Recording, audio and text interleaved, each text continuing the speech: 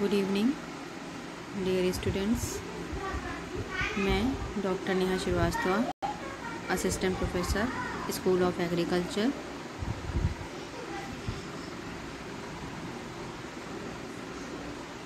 आज के video lecture का टॉपिक है study of genetics of qualitative traits. ये आपकी यूनिट फर्स्ट का लेक्चर नंबर 5 है, जो कि क्रॉप इम्प्रूवमेंट सब्जेक्ट का है। Code GPP 311।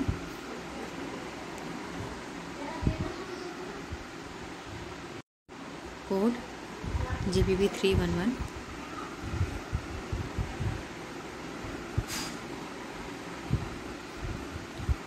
ये आउटलाइंस हैं जिसके बारे में आज हम डिस्कशन करेंगे इन टॉपिक्स पे। सबसे पहले है इम्पोर्टेंस ऑफ टॉपिक, कि ये जो टॉपिक है जेनेटिक्स ऑफ क्वालिटेटिव ट्रेड्स, इसकी क्या इम्पोर्टेंस है, क्वालिटेटिव ट्रेड्स किसे कहते हैं। Next, inheritance of qualitative traits, qualitative traits की क्या इनहेरिटेंस है, कैसे ये आया, क्या और इसका क्या जेनेटिक्स है। Aspects of qualitative traits, qualitative traits के क्या एस्पेक्ट्स हैं, क्या तथ्य हैं, कैसे इसे हम समझ सकते हैं। फिर उसके लर्निंग आउटकम्स, आपको क्वालिटेटिव ट्रेड्स के बारे में पढ़ने के बाद आपको क्या सीखने को मिलेगा, आप उससे क्या कर सकते हैं। फिर रेफरेंसेस है। तो ये कुछ पॉइंट्स हैं जो आज हम इस लेक्चर में बताएंगे आपको।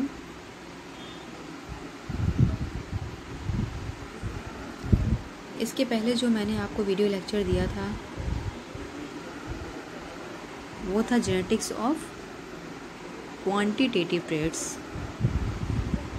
तो क्वांटिटेटिव मतलब कि हम जब किसी चीज़ को जब क्वांटिटी की बात करते हैं तो वो कोई कैरेक्टर जब क्वांटिटी में मतलब जिस ट्रेड में 5 से ज़्यादा जीन इन्वॉल्व होते हैं एक ही कैरेक्टर को एक्सप्रेस करने में, तो वहाँ पे हम क्वांटिटेटिव की बात करते हैं। पर जहाँ पे 1-2 ही जीन होते हैं उस पर्टिकुलर कैरेक्टर को एक्सप्रेस करने में इन्वॉल्व होते हैं, तो वहाँ पे क्वालिटी की बात आती है। तो ये क्वालिटेटिव और क्वांटिटेटिव में डिफरेंस है। क्वांटिटेटिव तो हम पढ़ चुके हैं, आज क्वालिटेटिव है कि मतलब क्वालिटेटिव ट्रेड्स कौन कौन से होते हैं। सबसे पहले तो क्वालिटेटिव ट्रेड जैसे कि आपका हो गया कोई भी क्वालिटेटिव ट्रेड्स आप एज एग्जांपल ले लीजिए। जैसे डिजीज़ रेजिस्टेंट है, डिजीज़ है, कौन सी डिजीज़ लग रही है, उसमें अगर हमको एक कैरेक्टर मैंने जैसे ले लिया डिजीज़, या फिर एबायोटिक स्ट्रेस का कोई कैरेक्टर ले लीजिए, ड्रॉट रेजिस्टेंस, ड्रॉट टॉलरेंस। तो ये सब चीज़ें क्वालिटी में आती हैं और इन सब चीज़ों को जो जीन गवर्न करता है वो 1, 2 या 3 जीन होते हैं। जबकि क्वांटिटेटिव ट्रेड्स में क्वांटिटी में मतलब ज़्यादा मात्रा में जीन होते हैं जो एक ही कैरेक्टर को गवर्न करते हैं।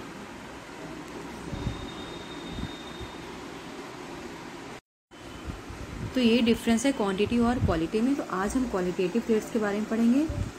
इम्पोर्टेंस ऑफ टॉपिक जो क्वांटिटेटिव ट्रेड्स का था वही क्वालिटेटिव ट्रेड्स का है, कि हमें ब्रीडिंग प्रोग्राम स्टार्ट करने से पहले जो 2 मेन रिक्वायरमेंट होती हैं वो होती हैं वेरिएबिलिटी क्रिएट करना, और नेक्स्ट है उसके बाद हमें सिलेक्शन करना होता है। ये बेसिक रिक्वायरमेंट है प्लान ब्रीडिंग की। इसको करने के लिए हमें पॉपुलेशन की ज़रूरत पड़ेगी, क्योंकि वेरिएबिलिटी पॉपुलेशन जितनी ज़्यादा होगी वेरिएबिलिटी उतनी ज़्यादा होगी। तो पॉपुलेशन की ज़रूरत पड़ेगी और इसके बाद हम उसका सिलेक्शन करते हैं। पॉपुलेशन जो प्रेजेंट है वो दोनों तरह की हो सकती है, हेरिटेबल भी और नॉन हेरिटेबल भी। तो जो हेरिटेबल है वो किस वजह से है, जीन जो प्रेजेंट है प्लांट में उस जीन की वजह से, पॉपुलेशन में जो जीन प्रेजेंट है उसकी वजह से है। तो इसलिए हमको ये सब चीज़ें थोड़ा पढ़ना पड़ेगा कि जेनेटिक्स हमारे जो क्वालिटेटिव ट्रेड्स कुछ हैं उसके क्या जेनेटिक्स हैं, क्या उसका कैसे कैसे हम उसको समझ सकते हैं, तो उसके बारे में आज हम थोड़ा आपको बताएंगे। ठीक है, क्वालिटेटिव ट्रेड्स सेम मैं आपको बता चुकी हूँ कि ये कैरेक्टर, और हाँ ये तो इसमें जो जीन इन्वॉल्व होते हैं वो एक या दो जीन ही होते हैं, और ये इन्वायरमेंट का इन पे इफेक्ट नहीं पड़ता है। Such character are govern by one or few genes, ये बताया मैंने, एक या दो जीन से गवर्न होते हैं। And the character produce by these gene known as quantitative trait, जो कैरेक्टर इससे प्रोड्यूस होता है वो होता है क्वांटिटेटिव। और क्वांटिटेटिव ट्रेड्स का ये इम्पोर्टेंस होता है कि वो इजीली हम उसे डिटेक्ट कर सकते हैं, क्योंकि ये बहुत कम जीन से गवर्न होते हैं, एक या दो ही जीन इसमें इन्वॉल्व होते हैं इस कैरेक्टर को एक्सप्रेस करने के लिए। ये नॉन कॉन्टिन्यूस वेरिएशन होता है, इसमें वेरिएशन कॉन्टिन्यूस नहीं होता है, क्योंकि इसमें इन्वायरमेंट का कोई रोल नहीं होता है, इसलिए ये नॉन कॉन्टिन्यूस मतलब कॉन्टिन्यूस वेरिएशन नहीं है, जैसा कि क्वांटिटेटिव ट्रेड्स होता है। तो ये क्वालिटेटिव कैरेक्टर्स जो होते हैं उनके ये कुछ इम्पॉर्टेंट पॉइंट्स हैं। अब inheritance of qualitative traits, Mendel के जो लॉ ऑफ इनहेरिटेंस है उसके बारे में आप लोग अच्छी तरह से जानते होंगे। तो उस law of inheritance qualitative traits पे ही डिपेंड है, बेस्ड है। मेंडल का ने जो लॉ प्रपोज किया था, लॉ ऑफ इनहेरिटेंस, वो क्वालिटेटिव ट्रेड्स पे ही बेस्ड है। तो उस कुछ एस्पेक्ट्स हैं, यहाँ पे थोड़ा सा गलती हो गई है, मिस्टेक है, ये क्वांटिटेटिव नहीं क्वालिटेटिव रहेगा। मैं दूसरी स्लाइड सही करके अपलोड कर दूंगी आपको। तो क्या क्या है जैसे जो क्वालिटेटिव ट्रेड्स को समझने में हमारी मदद करेंगे, जो हमें जानना काफ़ी ज़रूरी है। क्वालिटेटिव ट्रेड्स को पढ़ने के लिए हमें कुछ कौन कौन से पॉइंट्स हैं जिसके बारे में जानना ज़रूरी है। तो वो है डोमिनेंस, सेग्रीगेशन एंड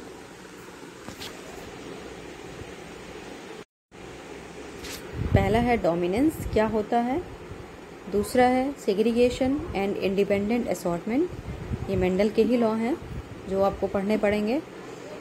फिर प्लेयोट्रॉपी क्या होता है, पेनिट्रेंस और एक्सप्रेसिविटी क्या होता है, थ्रेशहोल्ड कैरेक्टर क्या होता है, मॉडिफाइंग जीन का क्या मतलब होता है, इसका क्या रोल है, जीन इंटरेक्शन क्या है और लिंकेज क्या है।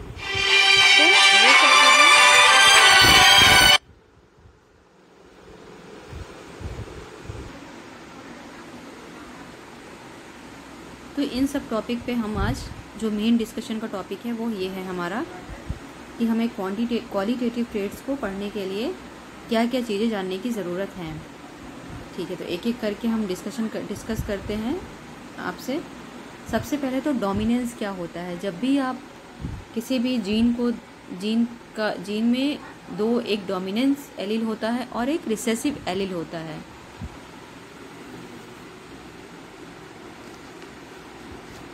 तो डोमिनेंस एलील हमेशा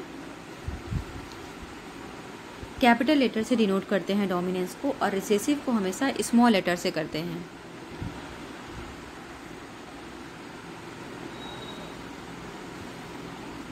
जैसे इसमें देख रहे हैं आप, जैसे इसमें देख रहे हैं कि इसमें कैपिटल भी है तो ये डोमिनेंस है, डोमिनेंट शो कर रहा है।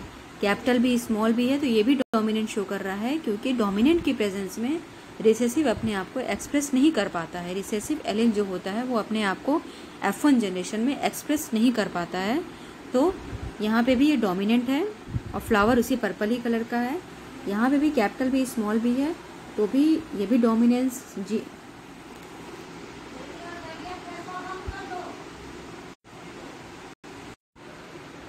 और रिसेसिव एलील हमेशा स्मॉल, जैसे यहाँ पे स्मॉल भी है तो ये वाइट फ्लावर है क्योंकि ये रिसेसिव है।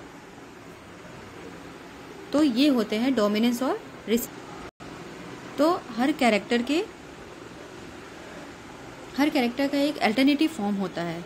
जैसे कि आप इसमें देख रहे हैं फूल का कलर का फॉर्म है, दो फॉर्म है, एक ये पर्पल में शो हो रहा है और एक वाइट में हो रहा है। तो जो इसका वाइट है वो उसका अल्टरनेटिव फॉर्म है, और अल्टरनेटिव फॉर्म को डिनोट करते हैं जैसे रिफर्ड करते हैं एलिल से, उसे एलिल कहते हैं। इसी तरह से जब दो एलिल एक साथ एक क्रॉस में अगर हैं तो वो उसमें जब दो एलिल एक क्रॉस में है एक, तो वो अपने इसमें से बस एक ही एलिल है वो खुद को एक्सप्रेस करेगा, जबकि दूसरा नहीं एक्सप्रेस कर पाएगा। तो ये जो एक्सप्रेस कर लेता है अपने को उसे कहते हैं डोमिनेंट, और जिस जीन की वजह से करता है वो होता है डोमिनेंट जीन। ये था डोमिनेंट। और नेक्स्ट है अब आपका सिग्रीगेशन और एंड इंडिपेंडेंट असॉर्टमेंट। सिग्रीगेशन मतलब कि F1 जनरेशन के बाद जो एलिल प्रेजेंट होते हैं वो अलग अलग F2 जनरेशन में पूरे अलग हो जाते हैं और फ्री हो जाते हैं किसी भी के साथ भी कंबाइन होने के लिए। तो जब मैं आपका वेबिनार क्लास लूँगी तो मैं क्रॉस बना के आपको बताऊँगी कि कैसे वो बनता है, वो ज़्यादा अच्छे समझ में आएगा। मेंडल का जो ये लॉ है सिग्रीगेशन का, इसमें क्या है कि जब गैमिट फॉर्मेशन के टाइम पे जो दो एलिल बनते हैं F1 जनरेशन में, जैसे कि इसमें अगर F1 जनरेशन में क्या बना, कैपिटल आर स्मॉल आर, ये आपको दिख रहा है। F1 जनरेशन में कैपिटल आर स्मॉल आर बना, ये आपको दिख रहा है कि ये कैपिटल आर स्मॉल आर बना, और ये F1 जनरेशन फिर ये इससे क्रॉस करेगा, ठीक है। इसी से अपना सेल्फिंग होगी, तो इसी से होगी, यही सेम जीनोटाइप है। जब सेल्फिंग होगा तो F2 में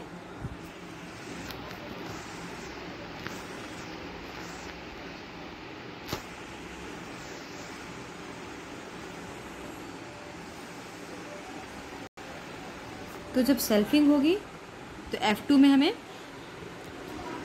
ये रेशियो मिलेगा। कैसे मिलेगा,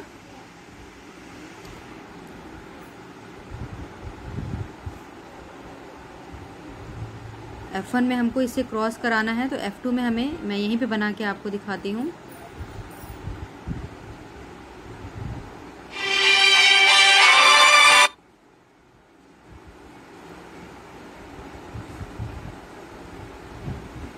capital R small R, capital R small are.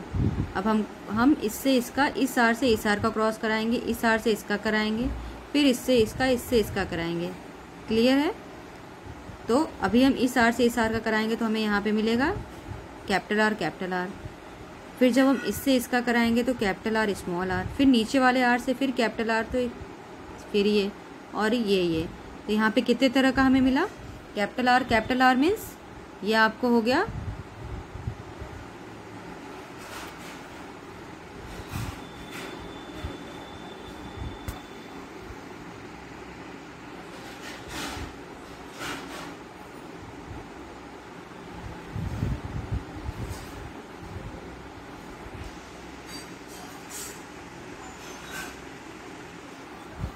ये वाला जो है ये कैपिटल आर,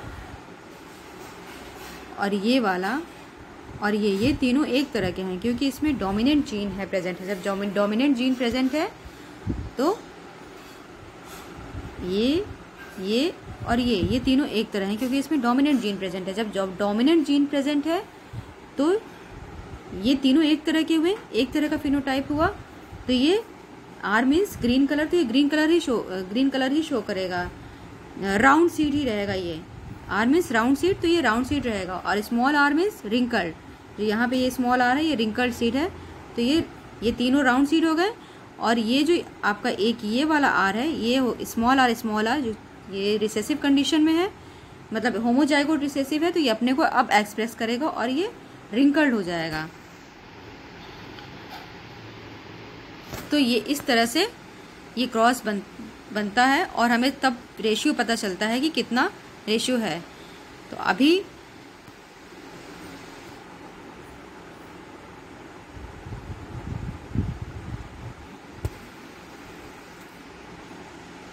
तो अभी जो ये 3 और 1 आपको दिख रहा है, तो 3 जो है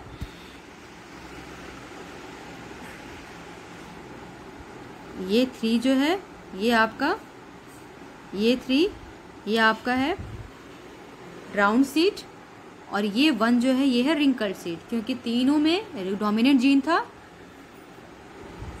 तो वो राउंड सीट हुआ, और ये 1 जो है वो रिंकल्ड सीट हुआ।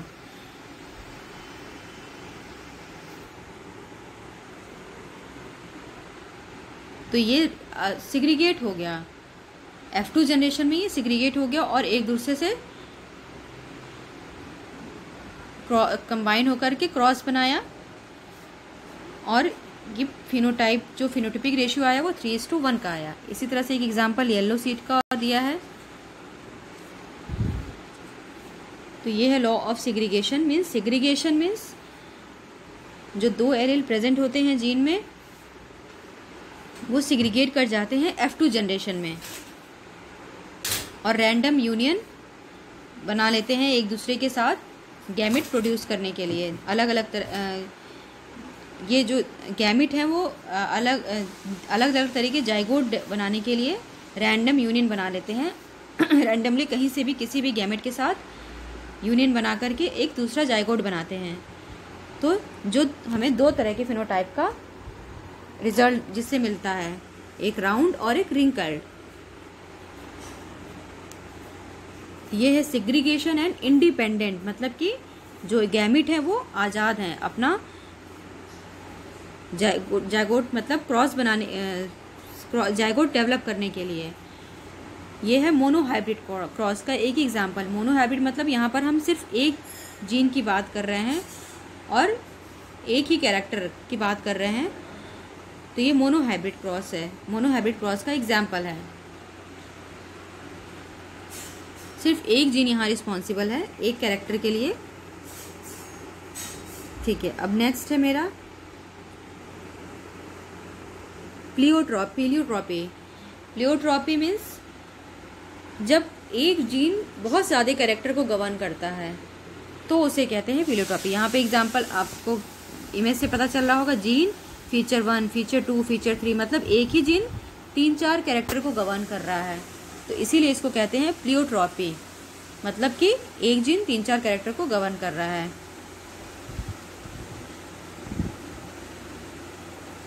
इसका एक एग्जाम्पल, एग्जाम्पल एक है इसका डाई हाइब्रिड क्रॉस इसको कहेंगे, क्योंकि यहाँ पे जीन जो है वो ज़्यादा कैरेक्टर को गवर्न कर रहा है।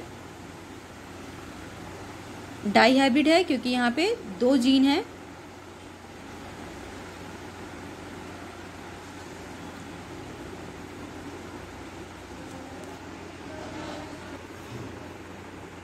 एक जीन 2 कैरेक्टर गवर्न कर रहा है। तो ये YYR मीन्स येलो और राउंड। ये 2 कैरेक्टर कौन से हैं कि ये येलो भी एक ही जीन है पर ये येलो और राउंड दोनों को गवर्न कर रहा है। तो ये येलो और राउंड है, और एक तरफ है येलो रिंकल्ड और ग्रीन होगा। ये ग्रीन है और रिंकल्ड है। तो येलो और राउंड आपका कैपिटल YR से है और रिंकल्ड और ग्रीन स्मॉल YR से है। F1 में जब जाइगोट फॉर्मेशन होगा तो ये गैमेट जो है वो capital Y small y, capital R small r बनाएंगे। तो यहाँ पे डोमिनेंट है, वही आपका डोमिनेंट क्या है, जो यही गैमेट आपका डोमिनेंट है। ये वाला गैमेट आपका डोमिनेंट इसमें है, कैपिटल Y वही है, तो हमें जो फॉर्मेशन होगा वो यही होगा। येलो और राउंड ही मिलेगा हमें सीड। और जब इसका F2 में जब ये सिग्रीगेट करेगा, F2 जनरेशन में सेल्फिंग के बाद जब ये सिग्रीगेट करेगा तो इसको जैसे मैं उसमें बताई थी, एक जीन एक कैरेक्टर गवर्न कर रहा था उस टाइम जो मैंने मोनोहाइब्रिड क्रॉस बताया था। अभी ये एक जीन 2 कैरेक्टर गवर्न कर रहा है, तो इसमें वैसे ही इसको अलग अलग करेंगे।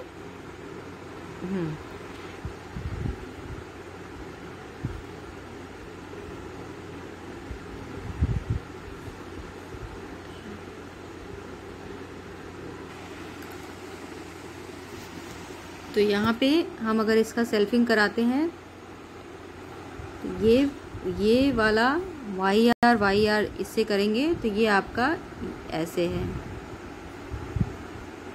ठीक है।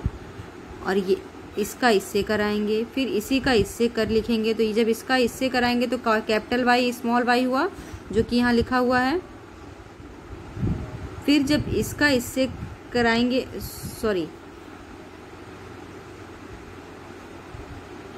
इसका इससे कराएंगे तो ये कैपिटल वाई कैपिटल आर, फिर इसी का स्मॉल आर से कराएंगे तो कैपिटल वाई स्मॉल आर, ये दो जाइगोट बने। अब स्मॉल वाई कैपिटल आर इसका हो गया। अब इसका इससे small Y capital R small Y small R, इस तरह से लिखेंगे हम। तो ये अलग अलग तरह के जाइगोट बनेंगे।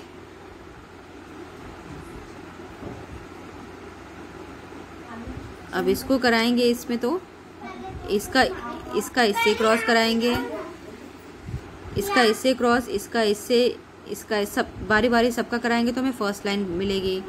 फिर इसी तरह से सेकंड वाले का इसका इससे ऐसे चारों से कराएंगे तो सेकंड लाइन मिलेगी। फिर सेम इसका ही हम इससे ये मैं आपको वेबिनार में करके दिखाऊंगी बना के, ऐसे होगा तो ये हमको थर्ड लाइन मिलेगी। फिर आपको क्लियर हो जाएगा कि कितनी सील, कितना येलो राउंड है, कितना ग्रीन राउंड है, कितना येलो रिंकल्ड है, कितना ग्रीन रिंकल्ड है, ये क्लियर हो जाएगा उस टाइम। ये डाई हाइब्रिड क्रॉस का एग्जाम्पल है और जो कि प्लियोट्रॉपी भी एक्सप्लेन करता है। ये होता है प्लियोट्रॉपी। तो जब अब जो रेशियो मिलेगा हमको फिनोटाइपिक, वो 9:3:3:1 का मिलेगा।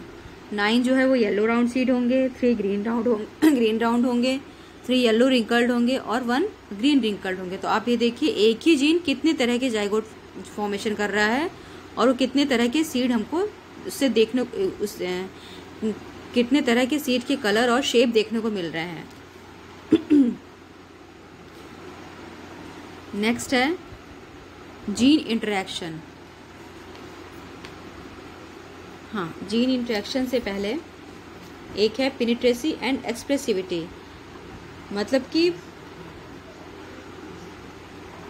जनरली ओलिगोजीन अपने को एक्सप्रेस करता है,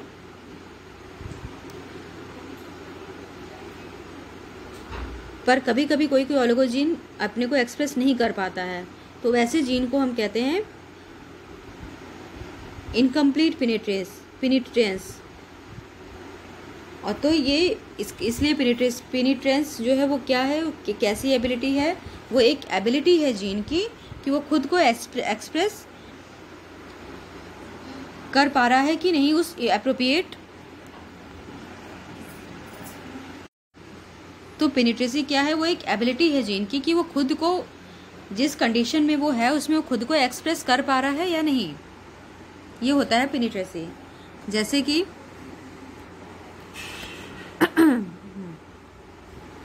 एग्जाम्पल के लिए अभी कैपिटल बी स्मॉल बी है अगर, तो इस कैपिटल बी हेट्रोजाइगोट कंडीशन है,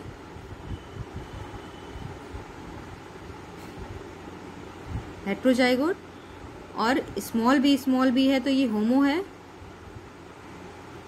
कैपिटल बी है तो ये भी होमो है। तो इसमें अब ये देखना है कि जैसे डोमिनेंट को अगर अपने आप को, डोमिनेंट एलील को अपने आप को एक्सप्रेस करना है तो वो या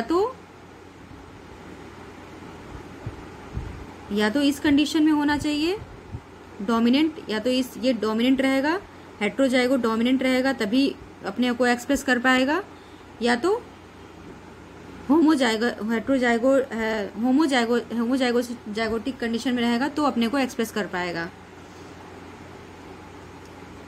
अदरवाइज ये अगर स्मॉल बी में आ गया तो फिर ये नहीं कर पाएगा। इसी तरह रिसेसिव जो है, रिसेसिव एलील अपने आप को कब एक्सप्रेस कर पाएगा, जब ये होमोजाइगोटिक कंडीशन में रहेगा। हेट्रोजाइगोट में रिसेसिव अपने को नहीं एक्सप्रेस कर पाएगा। तो ये पेनिट्रेसी है हर एक जीन की कि वो अपने आप को कब एक्सप्रेस कर पाता है और कब नहीं।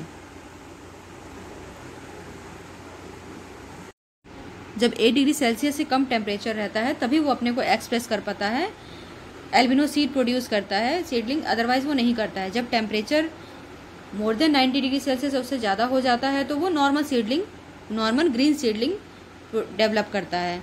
तो ये एक थ्रेशोल्ड कैरेक्टर का एग्जाम्पल है कि कुछ जीन ऑलिगो जीन्स होते हैं जो इन्वायरमेंट, जिन्हें स्पेसिफिक इन्वायरमेंट चाहिए। नेक्स्ट एक आपका था जीन इंटरेक्शन के पहले है मॉडिफाइंग जीन। मॉडिफाइंग जीन वो होते हैं जो खुद का उनका कोई अपना इफेक्ट नहीं होता है, पर वो वहाँ प्रेजेंट रहने की वजह से वो अदर जीन को इफेक्ट कर देते हैं, तो उनके एक्सप्रेस में कुछ चेंजेस आ जाते हैं।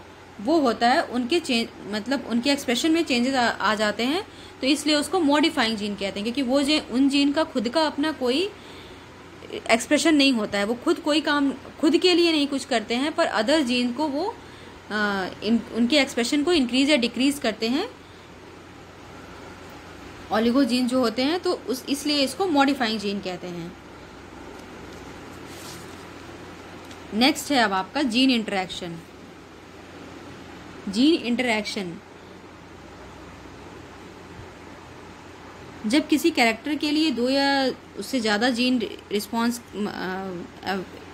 प्रेजेंट होते हैं उसको एक्सप्रेस करने के लिए, तो उसमें जीन के बीच में इंटरेक्शन होता है और एक जीन दूसरे जीन को जीन के एक्सप्रेशन पे थोड़ा इफेक्ट डालता है, तो उसका जो एक्सप्रेशन होता है वो दूसरा होता है, रिजल्ट जो है वो दूसरा आता है।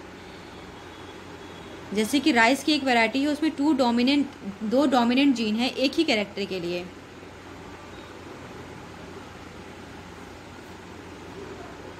दो डोमिनेंट जीन RC और RD हैं जो कि रेड पेरिकार्प प्रोड्यूस करते हैं। तो यहाँ पे एक ही कैरेक्टर के लिए 2 जीन हैं, तो इनके बीच में जीन इंटरेक्शन होगा।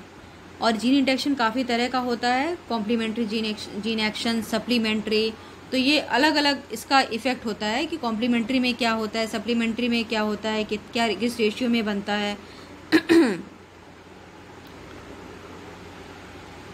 तो जीन इंटरेक्शन क्या है, वो 2 जीन के बीच में आपस में इंटरेक्शन है जब वो एक ही कैरेक्टर के लिए 2 जीन रिस्पॉन्स होते हैं। तो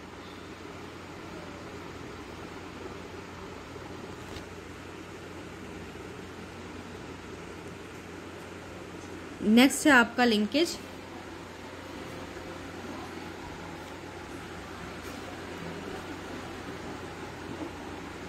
अभी हमने देखा कि जो जीन है वो सिग्रीगेट करते हैं इंडिपेंडेंटली, वो F2 जनरेशन में सिग्रीगेट कर जाते हैं और वो इंडिपेंडेंट होते हैं। लेकिन जीन के पास ये टेंडेंसी होती है कि वो मतलब एक साथ 2-3 जीन को दूसरे मतलब इनहेरिटेंस की टेंडेंसी होती है, तो वो सिग्रीगेशन के टाइम भी सिग्रीगेट नहीं करते हैं, F2 जनरेशन में सिग्रीगेट नहीं करते हैं और वो वैसे ही इनहेरिट कर जाते हैं नेक्स्ट जनरेशन में। तो लिंकेज वही है, मतलब जीन की वो टेंडेंसी जो सेम गैमेट को सिग्रीगेशन के टाइम में नेक्स्ट जनरेशन में पास कर दे, और लेकिन इंडिपेंडेंट जो सिग्रीगेशन है वो ना दिखाए। वो जैसे जब F2 में सिग्रीगेट करते हैं जीन तो वो ना एक्सप्रेस करे, तो वो होता है लिंकेज, कि वो इससे पहले जनरेशन में भी वैसी उसी मतलब एक साथ जीन जो है वो वही कैरेक्टर शो कर रहे थे और अभी भी वो उसी मतलब वो सिग्रीगेट नहीं किए। तो ये होता है लिंकेज। और जो लिंकेज शो करते हैं वो सेम क्रोमोसोम में होते हैं। इसमें दिख रहा होगा कि जो जीन 2, 3, 4 है वो एक ही क्रोमोसोम में है, और जो अनलिंक्ड जो जीन है वो अलग क्रोमोसोम में है।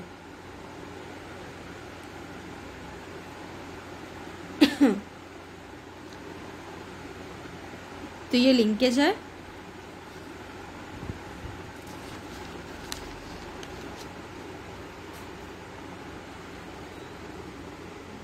जैसे कि एक एग्जाम्पल है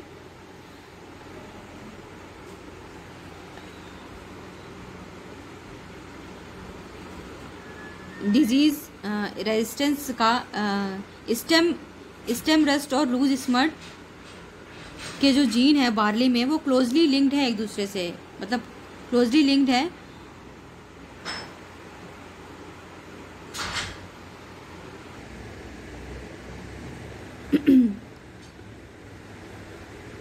बार्ली में जो दो जीन रिस्पॉन्सिबल हैं स्टेम रस्ट के लिए और लूज स्मस्ट के लिए वो क्लोजली लिंक्ड हैं और टाइटली लिंक्ड हैं, तो वो ट्रांसमिटेड वो एक साथ होते हैं नेक्स्ट जनरेशन में, नेक्स्ट मतलब प्रोजेनी फॉर्मेशन में। तो उस टाइम पे हमें सिर्फ एक ही कैरेक्टर की स्टडी करनी चाहिए और जनरली जो ब्रीडर हैं वो सिलेक्ट करते हैं स्टेम रस्ट को सिर्फ, जिससे ऑटोमेटिकली लूज स्मट जो है वो सिलेक्शन में आ ही जाता है, क्योंकि अगर एक जीन के लिए हैं वो दोनों लिंक्ड हैं तो वो एक साथ ही आएंगे। तो अगर एक जीन के बारे स्टडी जैसे लूज स्मट और स्टेम रस्ट और लूज स्मट एक साथ है, तो अगर स्टेम रस्ट की केवल स्टडी स्टेम रस्ट को ही लेके बढ़ेंगे आगे तो लूज स्मट जो है वो अपने आप आएगा उसका जीन, तो उसकी स्टडी भी साथ साथ में हो जाएगी। लेकिन लिंकेज अगर डिज़ायरेबल और अनडिज़ायरेबल जीन के बीच में है तो उस समय क्रॉप इम्प्रूवमेंट में डिले होता है और F2 पॉपुलेशन में रिकवरी करनी पड़ती है। और F2 पॉपुलेशन जो है वो डिपेंड करता है कि लिंकेज है जीन में वो कितने डिस्टेंस पे है, क्या डिस्टेंस है दोनों जीन के बीच में। जितना ज़्यादा लिंकेज डिस्टेंस होगा और जितना मतलब लिंकेज कम होगा, the closer the linkage the larger the size of F2, उतना F2 पॉपुलेशन ज़्यादा होगा। इसके बारे में हम और डिस्कस करेंगे वेबिनार के टाइम पे, ताकि आपके मन में भी कुछ अगर क्वेश्चन है तो वो आप पूछ सके उसी टाइम। और ये कुछ लर्निंग आउटकम्स हैं जो आप क्वालिटेटिव कैरेक्टर्स के बारे में आपको पता चलेंगे जब आप ये इसका वीडियो देखेंगे और स्टडी करेंगे। Thank you students.